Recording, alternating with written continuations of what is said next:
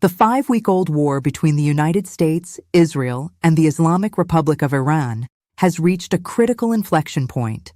As of early Monday morning, April 6, 2026, the global order stands on the precipice of a total energy collapse or a fragile 45-day pause in hostilities.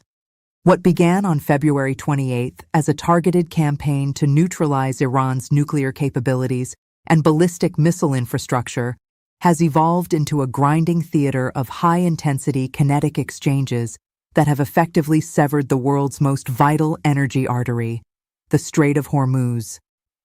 On Sunday, President Donald J. Trump issued a final profane ultimatum to the Iranian leadership via his Truth Social platform. Setting a deadline for Tuesday evening, the president threatened to escalate the conflict from military targets to the very fabric of Iranian civilian life. Tuesday will be Power Plant Day and Bridge Day, all wrapped up in one, in Iran, Trump posted. There will be nothing like it. Open the fucking strait, you crazy bastards, or you'll be living in hell. Just watch. Praise be to Allah. President Donald J. Trump. This threat marks a departure from traditional rules of engagement, signaling a shift toward a total war posture designed to force a capitulation of the Iranian state. The deadline is set for 8 p.m. Eastern Time on Tuesday. If the strait, which carries 20% of the world's oil and LNG supply, is not reopened, the U.S. is signaling its intent to systematically dismantle Iran's domestic energy grid. Amidst this rhetorical firestorm, the Pentagon confirmed the successful extraction of a high-ranking U.S. Air Force colonel, a weapons systems officer, WSO, whose F-15E Strike Eagle was downed over southwestern Iran on Friday, April 3rd. While the pilot was recovered shortly after the crash, the colonel spent nearly 48 hours evading capture in the rugged 7,000-foot, 2,100-meter ridges of Isfahan province. The rescue operation was a massive undertaking involving approximately 100 Special Operations Forces, SOF, and dozens of aircraft. Under cover of darkness, U.S. commandos scaled the treacherous terrain to reach the airmen who had used a mountain crevice to hide from IRGC search parties. However, the mission nearly turned catastrophic. 2 MC-130J transport aircraft suffered mechanical failures on the rugged terrain and were unable to take off. In a high-stakes decision to prevent sensitive American technology from falling into Iranian hands, U.S. commanders ordered the destruction of the 2 MC-130Js and 4 MH-60 Black Hawk helicopters. The rescue force and the airman were eventually extracted in waves by backup aircraft. Despite the Power Plant Day threats, a diplomatic back-channel remains active. Axios reported late Sunday that mediators from Egypt, Turkey, and Pakistan are facilitating talks for a 2-phase deal. The first phase would involve a 45-day cooling-off period or ceasefire, followed by a second phase aimed at a permanent cessation of hostilities. While the White House has not officially confirmed these talks, Trump himself told Fox News that there is a good chance of a deal being reached by Monday. The current situation is a paradox of maximum escalation and desperate diplomacy. From a strategic realist perspective, the events of April 6, 2026, represent the final breakdown of the gray zone era. For decades, the U.S.-Iran rivalry was defined by shadow wars, cyber attacks, and proxy skirmishes. That era is dead. We are now witnessing a raw demonstration of compellence, the use of kinetic force to change a state's behavior rather than simply deterring it. President Trump's rhetoric, while viewed as erratic by traditional diplomatic standards, serves a specific realist function, the cultivation of the madman theory. By threatening Power Plant Day and using terminology like Bridge Day, the administration is signaling to Tehran that the traditional proportionality of war has been discarded. Behind the curtain, this is an attempt to exploit Iran's internal fragility. Having already lost key leadership figures early in the conflict, including reports of the supreme leader's demise or incapacitation, The Iranian state is operating under extreme duress.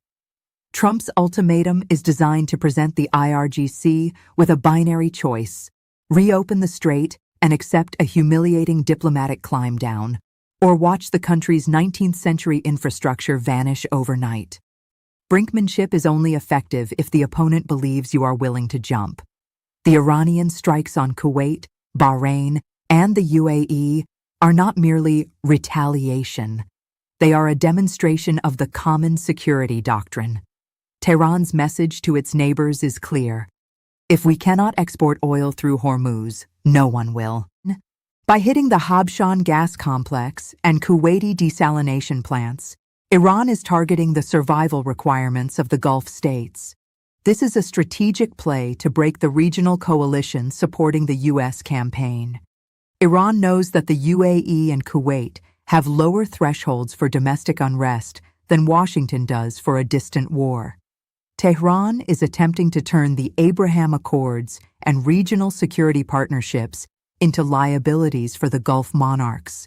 Strategic leverage is being applied to the weakest links in the American alliance. While the rescue of the colonel is being hailed as a daring success, the loss of 6 sophisticated airframes, 2 MC-130Js, and 4 helicopters on Iranian soil is a sobering indicator of the operational risks of deep inland missions.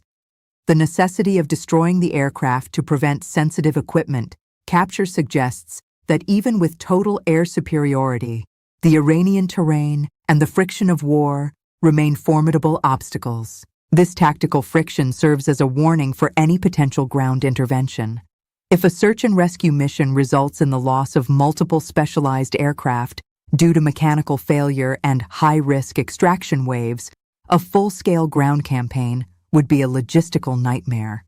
Tactical wins do not always aggregate into strategic victory. The Axios report of a 45-day truce is the most significant development for global markets.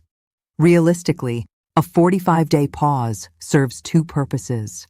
For the U.S., it allows for a rotation of carrier strike groups, the replenishment of precision-guided munitions, which must be running low after 5 weeks of pounding, and a temporary cooling of global oil prices, which have spiked toward $115 per barrel. For Iran, a 45-day truce is a lifeline. It allows the regime to reorganize its shattered command structure and assess the damage to its nuclear program. However, the realist danger is the sunk cost fallacy. Having already sustained thousands of casualties and the destruction of its primary economic infrastructure, the Iranian regime may find it politically impossible to accept a deal that doesn't include the total withdrawal of U.S. forces from the region, a condition Washington will not meet. We must acknowledge that the global economy is currently in a state of cardiac arrest. The 15 million barrel per day gap created by the Hormuz closure cannot be filled by the U.S. Strategic Petroleum Reserve or Omani bypass routes.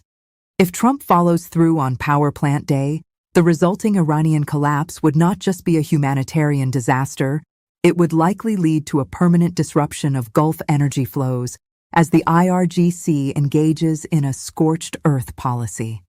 China, the primary consumer of Iranian and Gulf oil, is the silent giant in this room. Every day the strait remains closed, Beijing's patience thins. The risk of a Chinese intervention, diplomatic or otherwise, to secure its energy interests, is the black swan event that could escalate this from a regional war to a global conflict. The next 48 hours are the most dangerous period in the Middle East since the 1973 Yom Kippur War.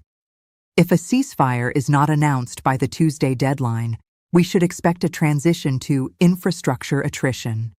This will involve the systematic destruction of Iran's electricity, water, and transport networks. Iran will respond by attempting to sink tankers in the strait and launching kamikaze drone swarms against every major oil terminal from Ras Tanura to Jebel Ali. This has been a strategic intelligence brief for GlobalReport. The transition from tactical strikes to infrastructure-level warfare marks a point of no return for the 2026 U.S.-Iran conflict. We will continue to monitor the back-channel negotiations and the status of the Tuesday deadline. Stay sharp, stay informed.